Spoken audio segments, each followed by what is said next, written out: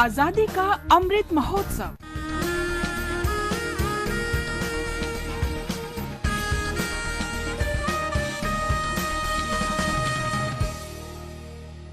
आजादी का सफर आकाशवाणी के संग, एक राष्ट्र का जन्म।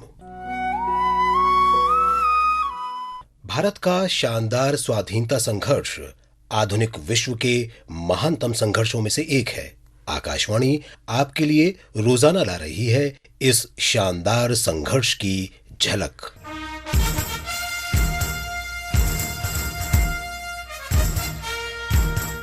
मानवता के इतिहास में ऐसे उदाहरण दुर्लभ ही होंगे जहां किसी व्यक्ति के आरंभिक शब्दों ने दुनिया को इतना रोमांचित किया हो जितना शिकागो विश्व धर्म संसद में 11 सितंबर 1893 को स्वामी विवेकानंद के क्रांतिकारी भाषण ने किया था। Sisters and brothers of America,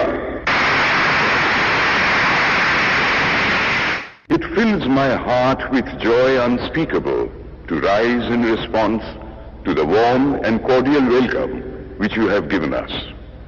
I am proud to belong to a religion which has taught the world both tolerance and universal acceptance. We believe not only in universal toleration, but we accept all religions as true.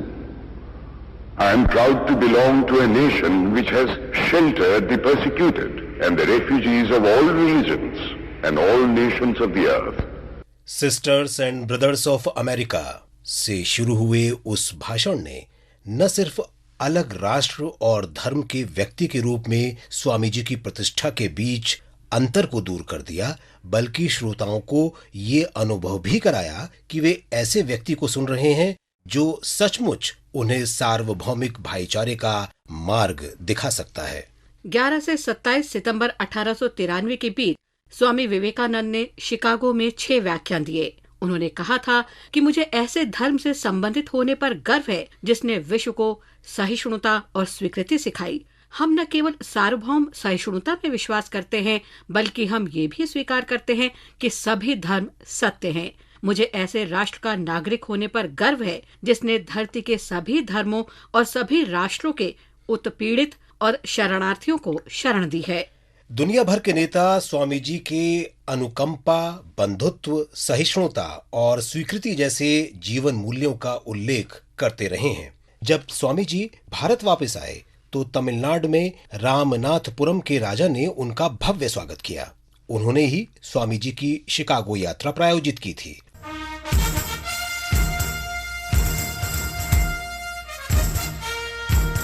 Vinayak Narhari Vinoba Bhave का जन्म 11 सितंबर 1895 को महाराष्ट्र के पेण जिले में हुआ था। उन्हें महात्मा गांधी का आध्यात्मिक उत्तराधिकारी माना जाता है। 1940 में विनोबा को गांधी ने ब्रिटिश राज के खिलाफ प्रथम व्यक्तिगत सत्याग्रही के रूप में चुना। भावे ने भारत छोड़ो आंदोलन में भी हिस्सा लिया था। 1940 में विनोबा को गांधी ने ब्रिटिश राज के खिलाफ प्रथम व्यक्तिगत सत्याग्रही के रूप में चुना। विनोबा ने भारत छोड़ो आंदोलन में भी हिस्सा लिया था। स्वतंत्रता के बाद विनोबा भावे ने सर्वोदय आंदोलन शुरू किया। उन्होंने 18 अप्रैल 1951 को आंध्र प्रदेश के पोचमपल्ली में भूदान आंदोलन भी शुरू किया। उन्होंने पूरे भारत का भ्रमण किया और लोगों से भूमि दान करने का आग्रह किया ताकि उसे भूमिहीन गरीबों में बांटा जा सके। उन्होंने गो हत्या के विरोध में भी आंदोलन चलाया। विनोबा भावे विद्वान, चिंतक और लेखक भी थे। उन्होंने अनेक पुस्तकें लिखी। वे मराठी, कन्नड़, गुजराती, हिंदी, उर्दू, अंग्रेजी और संस्कृत जैसी अनेक भाषाओं में पारंगत थे। हालांकि वे श्रीमद् भगवद गीता से अत्यधिक प्रभावित थे, लेकिन उन्होंने कुरान और बाइबल से भी प्रेरणा ली थी। 15 नवंबर 1982 को विनोबा भावे का निधन हुआ। आज सुब्रमण्यम भारती की पुण्यतिथि भी है। आधुनिक भारत के महानतम कवि भारती का जन्म 11 दिसंबर 1882 को तमिलनाडु के इट्टयापुरम में हुआ था। वे आध्यात्मवादी और राष्ट्रवादी भी थे।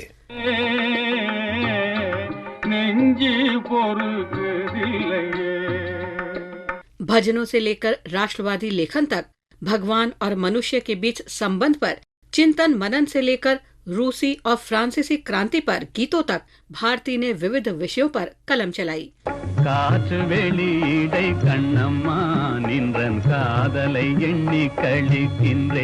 तिलक और वीओ चिदम्बरम पिल्लई से संबंध के कारण भारती को गिरफ्तारी की आशंका बनी रहती थी, इसलिए वे पौंडीचेरी चले गए, जहां फ्रांस का शासन था।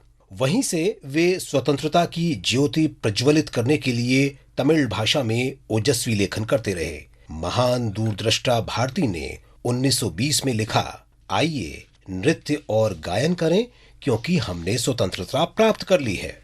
जिस तरह वोल्टेयर और रूसो ने फ्रांसीसी क्रांति की ज्योति को प्रज्वलित किया, उसी तरह महाकवि सुब्रमण्यम भारती ने तमिलनाडु में स्वाधीनता की मशाल जलाई।